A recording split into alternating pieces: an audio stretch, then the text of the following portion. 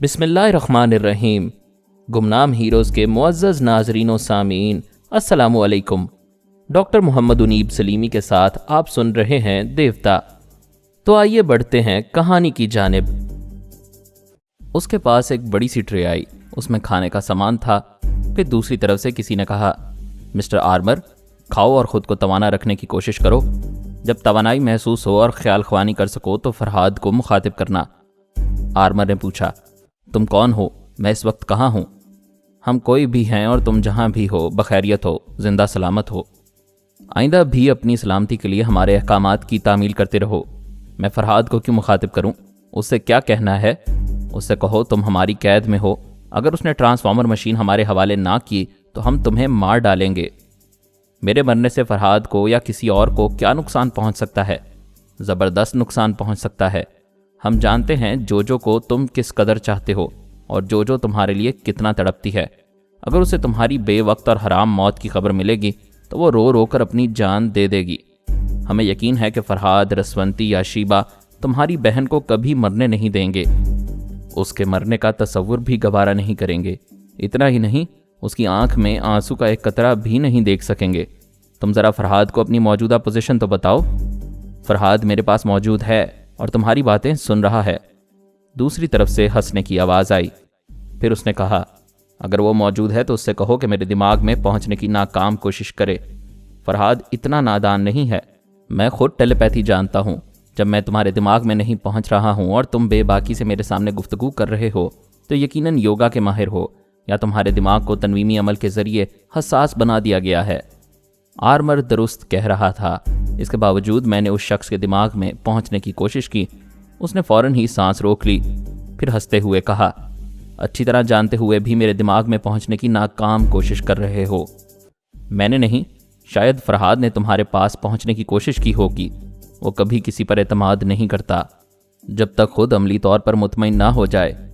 اسے اطمینان ہو چکا ہوگا، وہ میری اجازت کے بغیر دماغ میں نہیں آ سکے گا۔ اس سے کہو 10 منٹ کے بعد میرے دماغ میں جگہ مل جائے گی۔ میں نے انتظار کیا۔ اس دوران کمپیوٹر کے ذریعے کہا، سپر ماسٹر، میرا اندازہ درست نکلا۔ آرمر کو اغوا کرنے والی پارٹی بھی ٹرانسفارمر مشین کا مطالبہ کر رہی ہے۔ یہ مطالبہ پورا نہ ہونے کی صورت میں وہ آرمر کو مار ڈالیں گے اور ہم جو کی خاطر اسے مرنے نہیں دیں گے۔ سپر ماسٹر نے پوچھا، آخر یہ دوسری پارٹی کہاں سے آ گئی؟ یہ کون لوگ ہیں؟ 10 منٹ بعد شاید مجھے کچھ معلوم ہو سکے۔ مسٹر فرہاد، یہ مشین کے دیوانے بڑھتے جا رہے ہیں، اپنی چالیں چلتے جا رہے ہیں۔ ایک نے شیبہ کو اغوا کیا، دوسرے نے آرمر کو۔ یہ شیبہ اور آرمر دونوں ہی ٹیلی پیتھی جاننے والی ہیں۔ ان کے ذریعے وہ ٹرانسفارمر مشین حاصل کر کے متوقع کامیابی حاصل کر سکتے ہیں۔ ان کے علاوہ اور نہ جانے کتنی خطرناک تنظیمیں ہیں جو اس ٹرانسفارمر مشین کی طاق میں ہوں گی۔ بے شک بہت سی بلیاں سر اٹھائے چھینکنے کو دیکھ رہی ہوں گی، لیکن چھینکنے کی طرف چھلانگ لگاتے ہی دودھ گر جاتا ہے۔ ٹرانسفارمر مشین حاصل کرنے والے مخالفین کو ہمارے ٹیلی پیتھی جاننے والے کبھی حاصل نہ ہوتے، لیکن شیبہ کی نادانی نے ایک مخالف کو کسی حد تک کامیابی سے ہمکنار کیا ہے۔ اگر شیبہ پارس کی محبت میں ممتا سے مجبور ہو کر تل ابیب سے پیرس تک سفر نہ کرتی تو آج یہ دن نہ دیکھنا پڑتا۔ دوسرا آرمر ہے، اس کے متعلق ہم سوچ بھی نہیں سکتے تھے کہ ماسک مین کی قید سے کوئی اسے چھین کر لے آئے گا۔ یہی تو سوچنے کی بات ہے کہ جو ہم سوچ بھی نہیں سکتے وہ ہو جاتا ہے۔ تم اس بات سے بے حد مطمئن ہوگے کہ کوئی رسونتی کو اغوا نہیں کر سکے گا کیونکہ وہ بابا صاحب کے ادارے میں ہے، لیکن ہماری توقع کے خلاف کوئی اسے بھی اغوا کر سکتا ہے۔ شاید تم نہیں جانتے، میں جانتا ہوں۔ ماسک مین کا ملک واقعی فولادی قلعہ ہے، کوئی دشمن وہاں نہیں جا سکتا، اور اگر چلا جائے تو زندہ واپس نہیں آ سکتا۔ کجا یہ کہ کسی نے آرمر کو وہاں سے اغوا کر لیا ہے۔ بابا صاحب کا ادارہ ماسک مین کے ملک کی طرح فولادی قلعہ نہیں ہے۔ رسونتی کو کسی وقت بھی اغوا کیا جا سکتا ہے۔ تم وہیں بیمار پڑے ہو، پھر دشمنوں کے لیے آسانیاں اور سہولتیں ہر قدم پر ہیں۔ میں نے کہا، سپر ماسٹر، تم درست کہتے ہو، ہماری توقع کے خلاف بہت کچھ ہو سکتا ہے، لیکن میں رسونتی کو اغوا نہیں ہونے دوں گا۔ میں اپنی جگہ بہت محتاط ہوں۔ یہ لو، 10 منٹ پورے ہو چکے ہیں۔ ذرا آرمر کو اغوا کرنے والی پارٹی کے سربراہ یا وہاں کے باس یا لیڈر سے گفتگو کر کے آتا ہوں۔ میں اس شخص کے دماغ میں پہنچ گیا جس نے دروازے کے نچلے حصے سے آرمر کو کھانے کی ٹرے پہنچائی تھی۔ اس نے مجھے دماغ میں محسوس کیا اور کہا، باس، فرہاد میرے دماغ میں ہے۔ اس کے باس نے مسکراتے ہوئے مخاطب کیا، ہیلو مسٹر فرہاد، کیا تم یقین دلا سکتے ہو کہ یہ تم ہی ہو؟ میں نے اس شخص کی زبان سے کہا، اگر یقین کرنا چاہتے ہو تو اپنے دماغ کے دروازے کھول دو. میں، رسونتی اور شیبہ تینوں تمہارے دماغ میں باری باری آئیں گے اور بیک وقت بھی آئیں گے. جیسا تم چاہو گے ویسے ہی تمہیں یقین دلائیں گے. چلو یقین ہو گیا. یہ بتاؤ آرمر کو زندہ دیکھنے کے لیے کیا کر سکتے ہو؟ میں تمہاری توقع کے خلاف بہت لمبی چوڑی تمہید نہیں باندھوں گا، نہایت مختصر الفاظ میں کہتا ہوں، وہ ٹرانسفارمر مشین تمہارے حوالے کر دوں گا. باس نے خوش ہو کر کہا، زندہ باد فرہاد علی تیمور، تم واقعی دانشمند ہو. تھوڑی دانشمندی کا ثبوت تم بھی دو. آرمر کو حب سے بے جا سے نکال کر آرام سے رکھو، اس کی ہر ضرورت پوری کرو. اس نے اپنے آدمیوں کو حکم دیا، مسٹر آرمر کو تہہ خانے سے نکال کر ایک آرام دہ کمرے میں لے جاؤ اور ان کی ہر ضرورت پوری کرتے رہو. 2 شخص حکم کی تعمیل کے لیے چلے گئے. پھر اس نے مجھ سے پوچھا، ہاں تو مسٹر فرہاد، وہ مشین میرے پاس کب پہنچ رہی ہے؟ پہلے اپنا تعارف تو کراؤ. اس نے ہنستے ہوئے کہا، تعارف کا مطلب ہے اپنی تعریف کروں. بھلا میں کس قابل ہوں؟ جب کسی قابل نہیں ہوں تو اپنے بارے میں کیا بتاؤں؟ میرا کوئی سا بھی نام ہو سکتا ہے. ہم زندگی کے ایک موڑ پر مل رہے ہیں، دوسرے موڑ پر ہمیشہ کے لیے جدا ہو جائیں گے، پھر ایک دوسرے سے کوئی واسطہ نہیں رہے گا. لہٰذا میرا کوئی سا بھی نام رکھ لو. تم بہت بولتے ہو. XYZ، کوئی سا بھی نام بتا دو. اس نے ہنستے ہوئے کہا، میں کہوں کہ مسٹر ایکس ہوں تو یہ جاسوسی ناولوں کا سا نام ہو جائے گا. وائی مجھے پسند نہیں ہے کیونکہ وائی لکھتے وقت اس کے نیچے دم لٹکتی ہے، اور زیڈ سب سے آخری لفظ ہے اور میں ہمیشہ اول رہتا ہوں. میں نے پوچھا، کیا میں چلا جاؤں؟ اس نے جلدی سے کہا، ارے نہیں، میں تو ذرا تفریح کے موڈ میں ہوں. چونکہ تم مخاطب کرنے کے لیے کوئی نہ کوئی نام معلوم کرنا چاہتے ہو، لہٰذا مجھے سرپاس کہہ سکتے ہو، کیونکہ میں تمہیں مشین کے معاملے میں سرپاس کرنے والا ہوں، یعنی سبقت لے جانے والا ہوں. تم سے پہلے بھی ایک سرپاس کرنے والا آ چکا ہے. وہ ٹرانسفارمر مشین کی ڈیلیوری ایک جزیرے میں چاہتا ہے. تم کہاں چاہتے ہو؟ اس کا ہنستا ہوا منہ لٹک گیا. اس نے ناگواری سے پوچھا، یہ کیا بات ہوئی؟ کیا تم اسے بھی مشین ڈیلیور کرو گے اور مجھے بھی؟ کیا تمہارے پاس 2 مشینیں ہیں؟ مشین تو ایک ہی ہے، لیکن محبت اور دوستی کے رشتے 2 طرف ہیں. ایک طرف شیبہ گرفتار کی گئی ہے اور دوسری طرف آرمر. یہ دونوں ہمارے لیے اہم ہیں. ہم ان میں سے کسی کو دشمن کی قید میں نہیں چھوڑ سکتے. دونوں کو رہا کروائیں گے. لہٰذا اس کا ایک ہی راستہ رہ گیا ہے، مشین کے 2 حصے کیا جائیں. آدھی مشین شیبہ کی رہائی کے لیے اور آدھی آرمر کی رہائی کے لیے تم لوگوں کے پاس ڈیلیور کر دی جائے. یہ کیا بکواس ہے؟ میں آدھی مشین لے کر کیا کروں گا؟ ادھر وہ مسٹر ان نون بھی یہی سوال کرے گا. ادھر ہمارا مسئلہ یہ ہے کہ ہم پوری ایک مشین کسی ایک کو ڈیلیور کر کے صرف ایک کو رہا کرائیں گے تو دوسرے کا کیا بنے گا؟ یہ تمہارا مسئلہ ہے، مجھے مشین چاہیے. دوسرا بھی یہی کہے گا، یہ میرا مسئلہ ہے، اسے مشین چاہیے. لہٰذا میں پہلے اپنے مسئلے کو تو دیکھوں گا نا. جب ایک کو پوری مشین ڈیلیور کر کے کسی دوسرے کو دشمن کی قید میں چھوڑنا اور اس کی ہلاکت کو منظور کرنا پڑے گا تو اس کا مطلب یہی ہوگا کہ میں اپنی ایک آنکھ کو بچاؤں گا، دوسری آنکھ کو پھوڑ ڈالوں گا. ایسا تو کوئی پاگل بھی نہیں کرے گا. وہ میری اس بات پر الجھ کر رہ گیا. یہ بات ماننے والی تھی کہ میں اپنے کسی رشتے سے دشمنی نہیں کر سکتا تھا، ایک کو گلے لگا کر دوسرے کو مرنے کے لیے نہیں چھوڑ سکتا تھا. اس نے ذرا دیر سوچنے کے بعد کہا، تم شیبہ کی فکر نہ کرو، میں اسے جزیرے سے نکال لاؤں گا. مشین میرے پاس ڈیلیور کر دو. ڈیلیوری کہاں لوگے؟ میں تمہاری ایک جانی پہچانی جگہ بتا رہا ہوں، جہاں کبھی تمہارے دوستوں کا پورا قبیلہ آباد تھا، ان کی حکومت تھی. یہاں تمہاری رسونتی اور سونیا کافی عرصے تک آباد رہی ہیں. یہاں تمہاری زندگی میں بڑے انقلاب آئے، کتنے ہی محبت کے رشتے ہمیشہ کے لیے بچھڑ گئے. مسٹر سرپاس، تم بہت زیادہ بولتے ہو. کیا تم وادی کاف میں ہو؟ خوب سمجھے برادر، اور کیسے نہ سمجھتے. یہ وہی جگہ ہے جہاں سباتا، مرجانا اور ٹارٹر بلبا جیسے ساتھی ہمیشہ کے لیے بچھڑ گئے اور تمہاری دوسری چاہنے والیوں کو کوما میں پہنچا دیا گیا تھا. میں نے اسی جگہ کا انتخاب کیا ہے. یہاں تمہیں عبرت حاصل ہوگی. فرہاد علی تیمور کتنا ہی زور آور اور طاقتور سہی، وادی کاف میں اس کی کمر ٹوٹ گئی تھی، اور اب بھی مشین ڈیلیور کرتے وقت کوئی فریب کیا گیا تو اس بار تمام ٹیلیپیتھی جاننے والوں کی صرف کمر نہیں، سر بھی ٹوٹیں گے. میں اس ٹرانسفارمر مشین کے ذریعے یا تو ٹیلیپیتھی کا علم حاصل کروں گا یا ٹیلیپیتھی جاننے والوں کو اپنی دنیا سے ہمیشہ کے لیے مٹا دوں گا. میں کتنی بار یاد دلاؤں کہ تم بہت زیادہ بولتے ہو. تمہیں مشین چاہیے، مل جائے گی، لیکن مجھے اس بات کی ضمانت چاہیے کہ شیبہ کو تم جزیرے سے نکال لاؤ گے. کس طرح کی ضمانت چاہتے ہو؟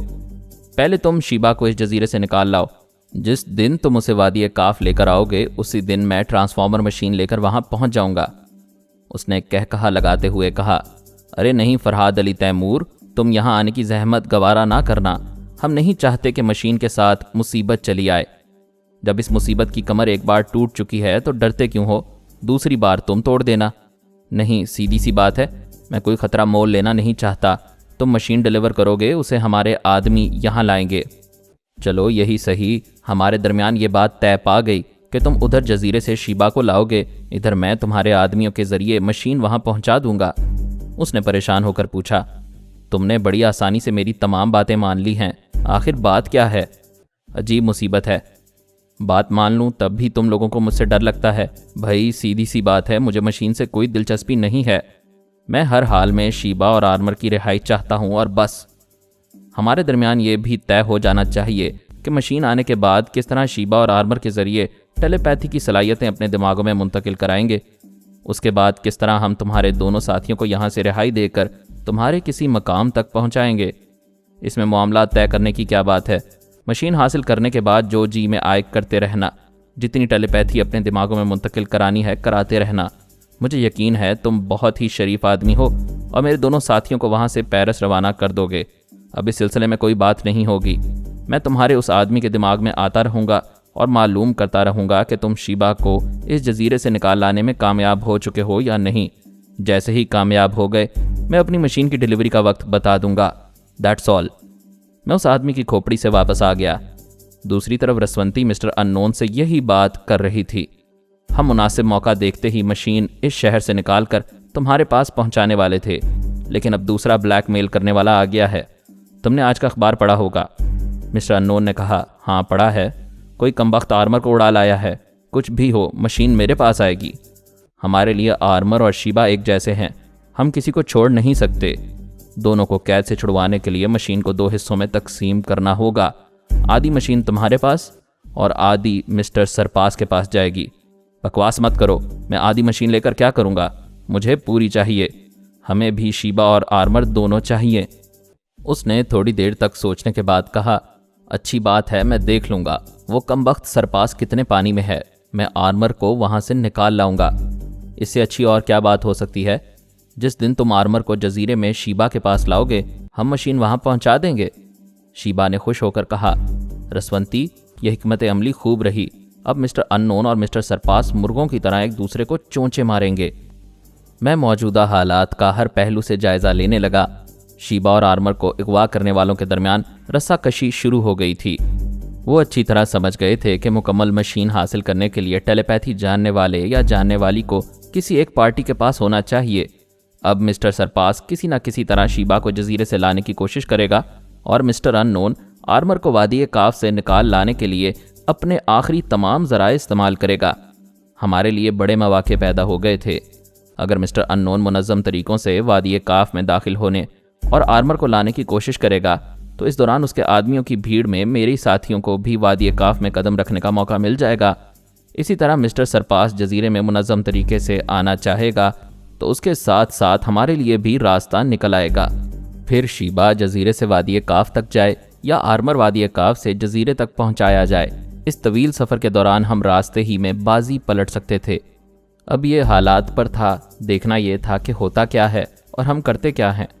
اگرچہ ہمارے لیے بہت سے مواقع پیدا ہو رہے تھے، لیکن یہ حقیقت اپنی جگہ اٹل تھی کہ شیبا اور آرمر دشمنوں کے چنگل میں ہیں، انہیں ذہنی اور جسمانی طور پر نقصان پہنچایا جا سکتا ہے۔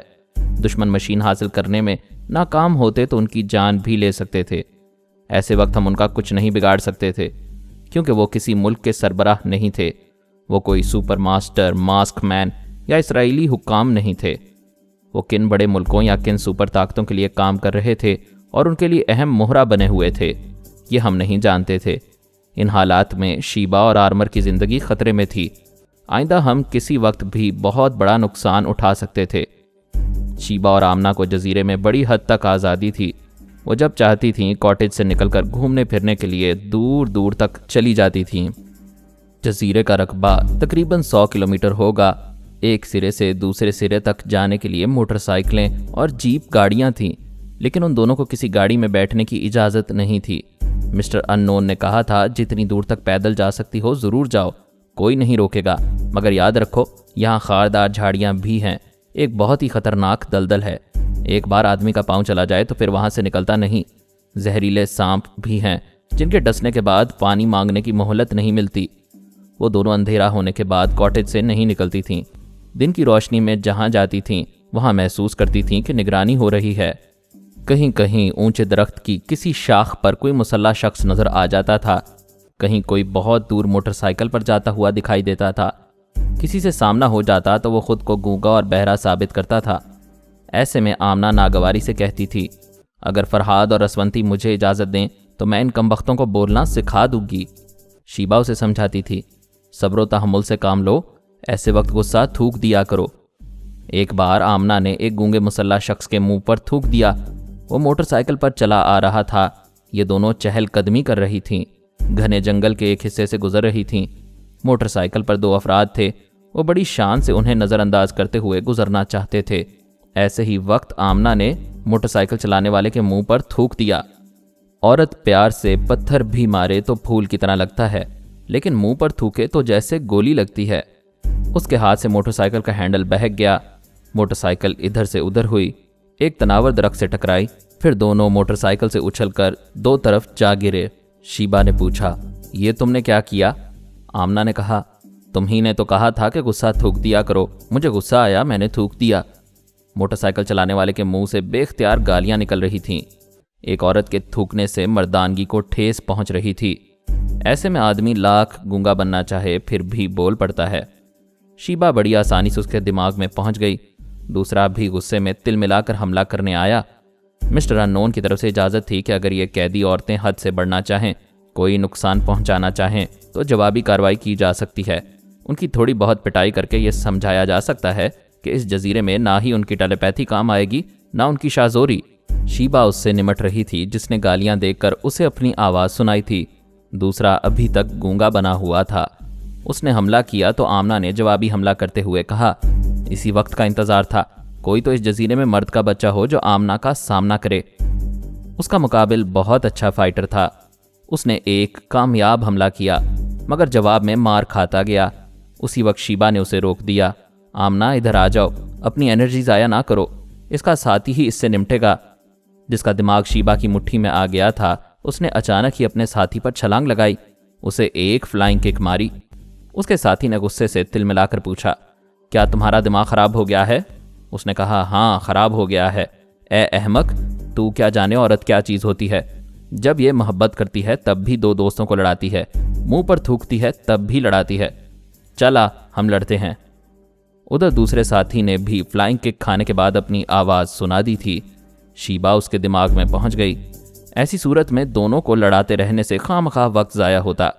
شیبا نے پہلے ایک کے دماغ پر قبضہ جما کر اس کی جیب سے کاغذ اور قلم نکلوایا، اس کے ہاتھ سے لکھوایا، ہم نے شیبا اور آمنہ کو چھیڑا تھا جس کے نتیجے میں ہمیں یہ سزا مل رہی ہے۔ اس نے ایک کاغذ پر یہ لکھنے کے بعد اپنا قلم اور دوسرا کاغذ اپنے ساتھی کی طرف بڑھا دیا۔ اس کا ساتھی ایسے وقت پر شیبا پر حملہ کرنے آ رہا تھا۔ شیبا چونکہ دوسرے کے دماغ میں مصروف تھی اسی لیے آمنہ نے حملہ کرنے والے کو سنبھال لیا، 2-4 ہاتھ اسے جمائے، 2-4 ہاتھ خود کھائے۔ اتنے میں شیبا اس کے دماغ میں پہنچ گئی، وہ شانت ہو گیا۔ اس نے بھی اپنے ساتھی کے ہاتھ سے قلم لے کر لکھا، میں نے شیبا اور آمنہ کو چھیڑا تھا جس کے نتیجے میں یہ سزا مل رہی ہے۔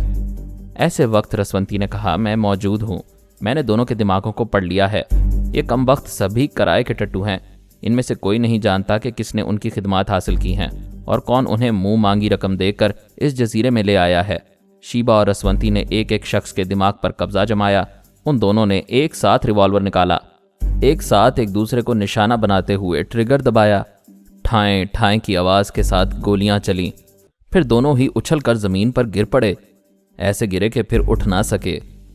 آمنہ نے دونوں کی مٹھی میں ان کا تحریر کردہ کاغذ پکڑا دیا، مٹھی کو سختی سے بند کر دیا۔ اس کے بعد موٹر سائیکل سنبھالی، شیبا پیچھے آ کر بیٹھ گئی۔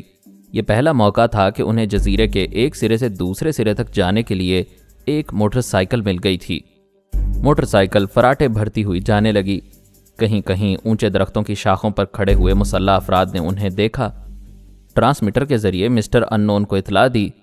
مسٹر انون نے کہا، انہیں پورے جزیرے کو دیکھنے کا موقع نہ دو، فوراً گرفتار کر لو اور دیکھو انہیں زیادہ نقصان نہ پہنچے ورنہ ٹرانسفارمر مشین نہیں ملے گی۔ وہ جہاں سے گزر رہی تھیں تھوڑے تھوڑے فاصلے پر کسی خفیہ اسپیکر کے ذریعے یا میگا فون کے ذریعے وارننگ دی جا رہی تھی کہ وہ فوراً رک جائیں، موٹر سائیکل چھوڑ دیں اور کاٹیج واپس آ جائیں، لیکن وہ چل پڑی تھیں، رکنے والی نہیں تھیں۔ مسٹر ان نون کے فوجی جگہ جگہ محاذ بنائے ہوئے تھے۔ وہ جن محاذوں کے قریب سے گزرتی تھیں ان کی طرف فائرنگ ہوتی تھی۔ فائرنگ کرنے والوں کی کوشش یہی ہوتی تھی کہ گولی انہیں نہ لگے، موٹر سائیکل کا پہیہ بیکار ہو جائے۔ فائرنگ کرنے والوں کا مقصد یہ بھی تھا کہ وہ دونوں کسی ایک جگہ ٹھہرنے نہ پائیں اور اس جگہ کو اچھی طرح سمجھنے نہ پائیں، خوف سے آگے بڑھتے چلے جائیں۔ وہ بھی مجبور تھیں، تنہا اتنے فوجیوں کا مقابلہ نہیں کر سکتی تھیں۔ اس کے باوجود انہوں نے جگہ جگہ سے گزرتے ہوئے بہت کچھ دیکھ لیا تھا اور بہت کچھ سمجھ لیا تھا۔ رسونتی بھی ان کے دماغ میں رہ کر دیکھتی اور سمجھتی جا رہی تھی۔ انہوں نے کئی ایسے بیرکس دیکھے جہاں مسٹر ان نون کے فوجی ڈیوٹی سے فارغ ہو کر آرام کرتے تھے، سوتے تھے، تھکن اتارتے تھے، پھر ڈیوٹی پر واپس آ جاتے تھے۔ ایک ایسی گودام نما چار دیواری دیکھی جس کے اندر بہت بڑا جنریٹر تھا۔ اس جنریٹر سے پورے جزیرے میں بجلی سپلائی کی جاتی تھی۔ مختلف مقامات پر ایسے بڑے بڑے پانی کے ٹینک نظر آئے جن کے ذریعے تمام فوجیوں کو پینے کا پانی سپلائی کیا جاتا تھا۔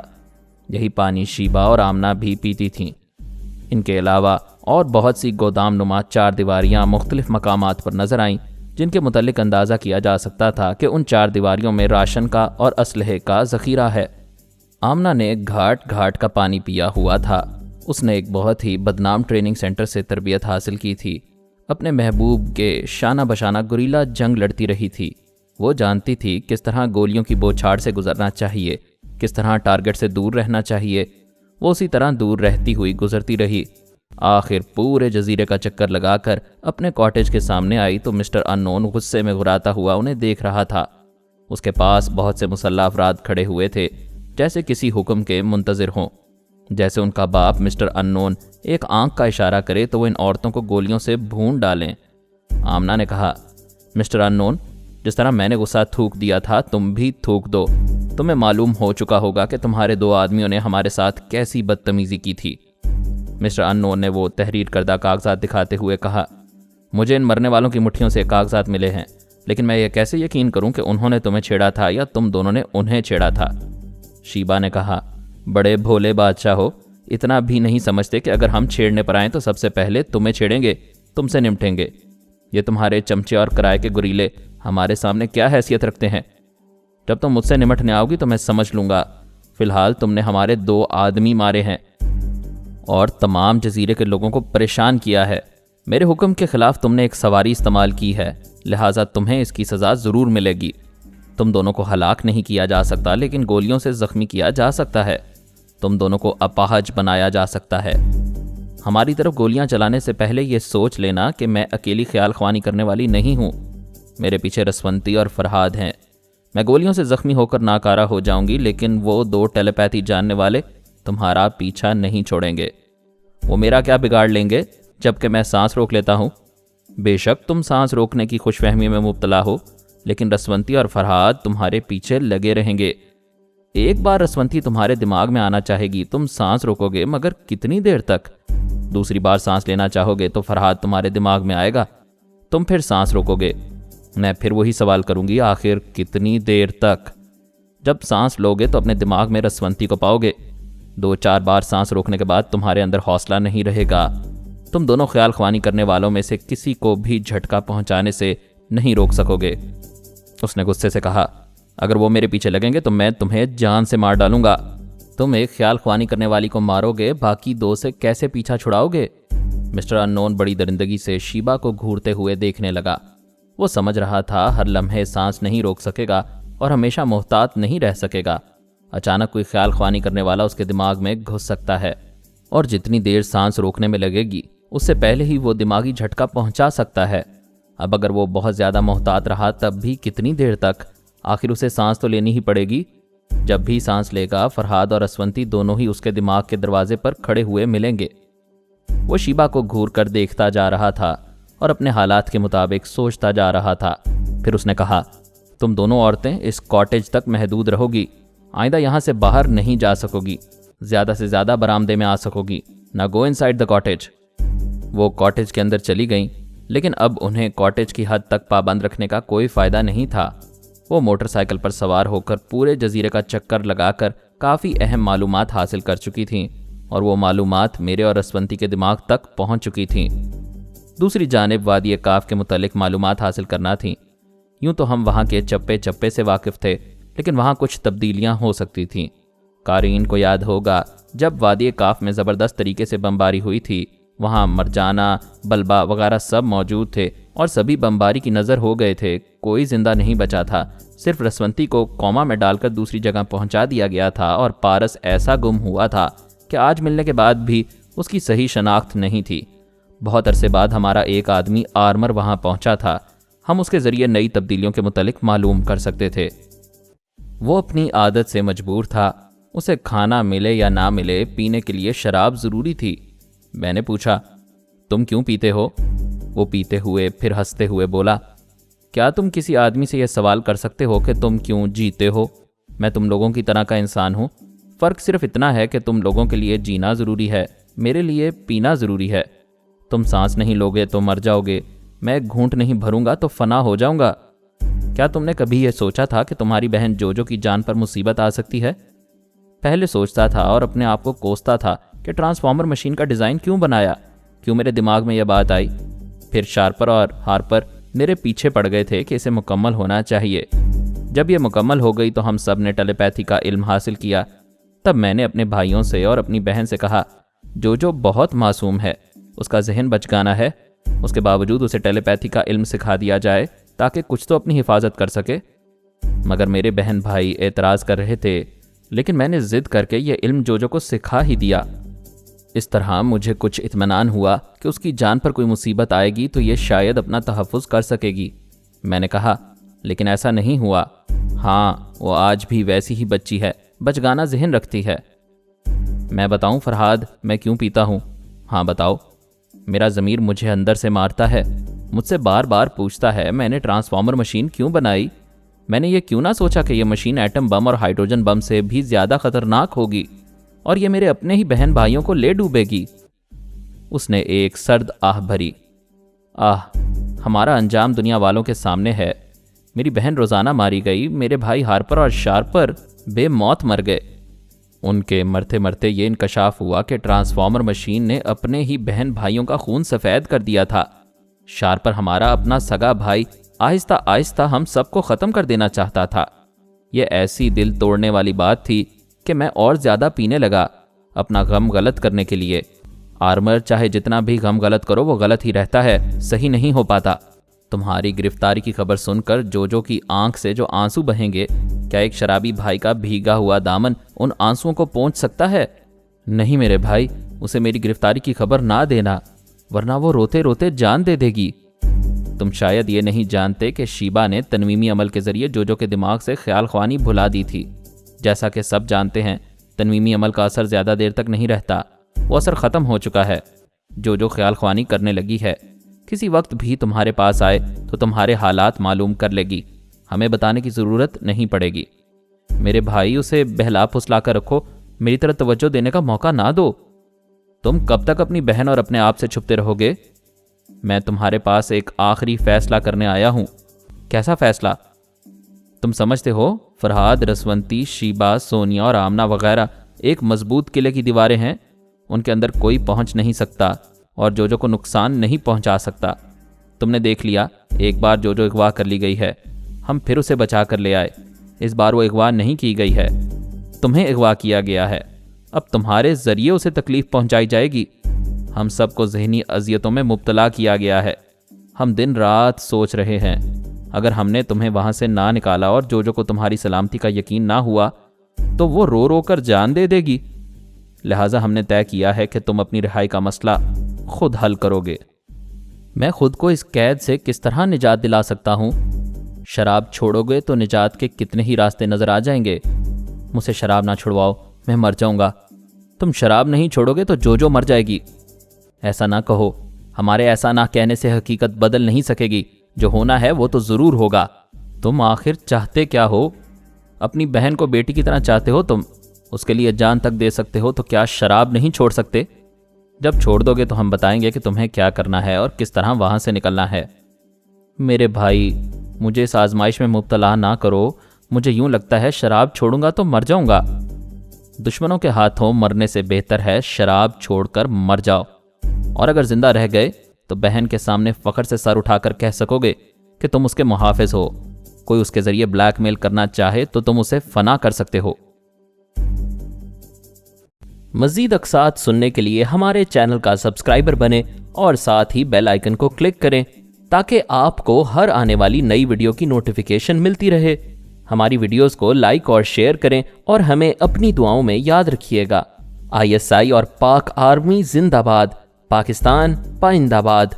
ہم پھر ملیں گے انشاءاللہ ایک نئی قسط کے ساتھ۔ تب تک کے لیے اللہ حافظ۔